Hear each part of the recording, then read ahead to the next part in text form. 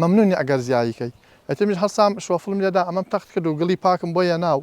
زانیم کەم عەرزە هەیە بەتاڵە و بەرامبەری ماڵمانە حکومەت بۆ باخچەی دانا بەڵام پڕ بوو لە خۆڵ و خاشاک و ئەوانە منیش بیرم لەوە کردەوە وتم بۆچی نەیکەم بە سەوزە هەوڵ لە ئەوەل جارۆ ئالویا تۆجێک کەوەر و کەرەوز و ئەوانەم کرد ئیترم دراوسیانە هاتن وتیان مەردی خوا زیاییکە وەڵی ئەمە شتێکی زۆر جوانە و بۆی ئەمەش باشە نە ئەچینە بازار و سەوزێکی پاکوتەمی لە بەردەستی ماڵی خۆمانە مەمنونی ئەگەر زیاییکەی ئەتەمیش هەستام شۆفڵم لێدا ئەمەم تەخت کرد و گڵی پاکم بۆیە ناو ئاوا تەلم دا بە چواردەورە هیچ حەشەراتە هیچ شتێکی تێ ناچێت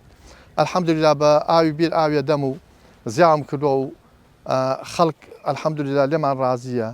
یعنی هەر کەسە بێت ئێمە دڵی ئەبین بەڕێوە دڵی کەس ناشکێنین ئیمجار خوانەی بڕە من 6 مناڵیشم بەخێو کردووە هەمیان چوونەتە ماڵی خۆیان و بەڕێم کردوون ئێستا هەر خۆم و خێزانم ماوین ئەمەش قەناعەتمان هەیە بە مەیتر خوای گەورە هەرچیدا لەما ئەمەش قەناعەتمان پێ هەیە و لەودا خۆمان بەمەوە مەشغوڵ کردووە خوا نەیبڕێت ئەلحەمدوللیلا سوپاسی خوای گەورەیەکەی